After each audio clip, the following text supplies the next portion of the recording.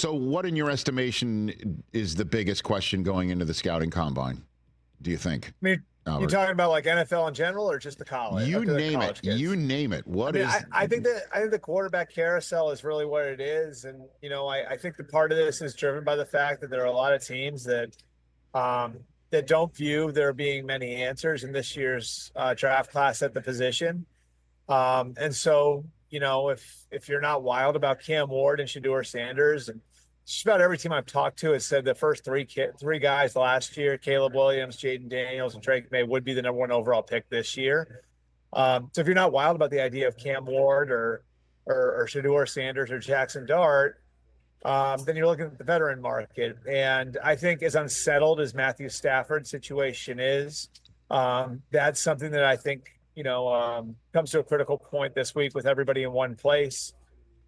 Where does Aaron Rodgers fit into all of this? How does Sam Darnold play into all of this? Russell Wilson. There's actually like a fair amount of veteran names out there. And in my mind, at least, the big domino is Matthew Stafford and what happens with him.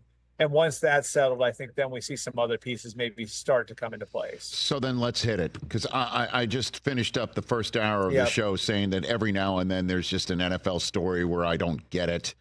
And, Matthew Stafford and the Rams parting ways would be one of those. Like, I don't get it. We're obviously, the team that came closest to beating the Eagles in the playoffs were the Rams.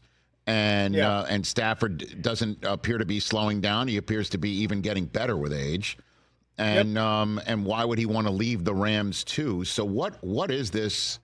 What is going on right now, Albert? The first couple things I want to establish here. I don't think he wants to leave Southern California. I think he really likes living in Southern California. I think he really likes playing for McVay. I think that relationship is still on really solid ground. This is about the contract. And it goes back to last year. They had a 6-month negotiation that really didn't end in a solution. It ended in a Band-Aid. He got a $5 million raise on paper, but that $5 million was only borrowed money from future years. So $4 million from 25 and $1 million from 26. And, when a team does that with a player, it's basically an acknowledgement. We're going to be back at the negotiating table a year from now because this player is not going to play for this lower number. Play for the lower number, then you didn't get a raise at all.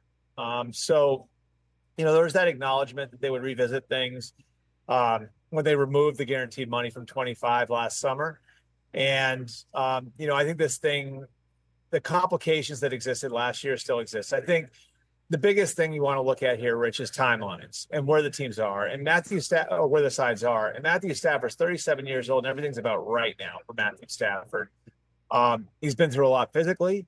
The quarterback market has once again gone way past what he's making. There are 9 quarterbacks now making over $50 million per year, and rightfully so. He feels like he should be in that group of quarterbacks that's making over that number. On the other side, you've got the Rams who are looking at it and saying, okay, well, we've got a younger team now, and we're the second youngest team in football. And we're building around Puka Nacua and Kyron Williams and Kobe Turner and Byron Young and Jared Verse and Braden Fisk and all these great young players that Les Snead and Sean McVay have gotten there.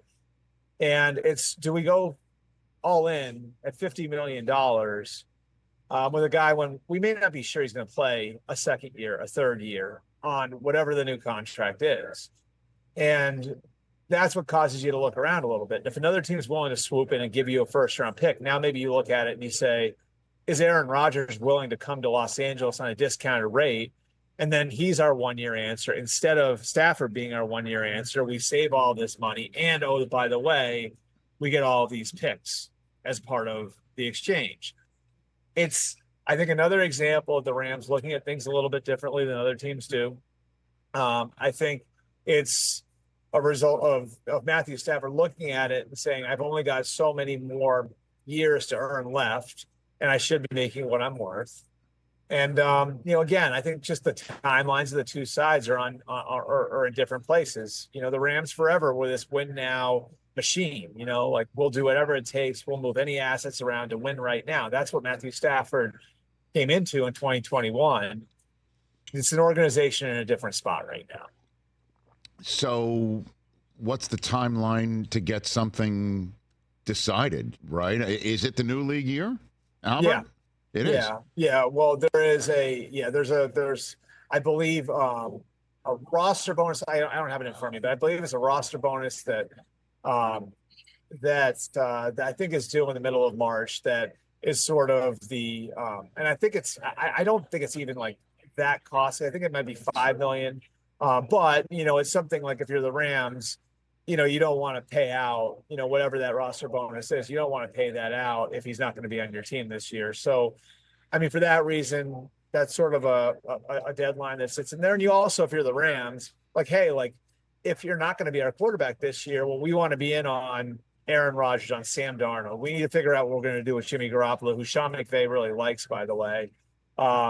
That's sort of where they are. So I would say, I mean, it's not like it's a hard deadline in the middle of March, but I'd say you want to get it done by the middle of March. And really, like, this week is the time to do it, because this is the week when you might have a cup of coffee with Sam Darnold's agent. You might sit down with Aaron Rodgers' agent and discuss all of these things, So this is a critical week, I'd say, for Stafford and for the Rams to figure out where they're at going into 2025. Have numbers been exchanged and thus deemed by either party not seeing eye to eye on that, and thus in Stafford's shopping, allowed to shop? Like, what's the scoop? So here's what's interesting about it. I know Tom mentioned that on your show, yep. right? Like on Friday, right? Mm-hmm. That he has permission.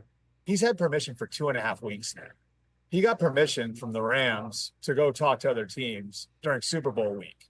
So they've had a lot of time to look at this and gauge his value. And, so the teams you'd expect, the Giants, the Steelers, the Browns, the Raiders, are in that mix. Now, I don't know what each team offered. I'm sure some teams were probably short of the $50 million number. What I can say is, coming out of that, I think he felt more resolute that $50 million, that he should be in that class. Now, that doesn't mean he's going to hold a gun to the Rams' head and say, you got to give me $50 million or I'm out of here.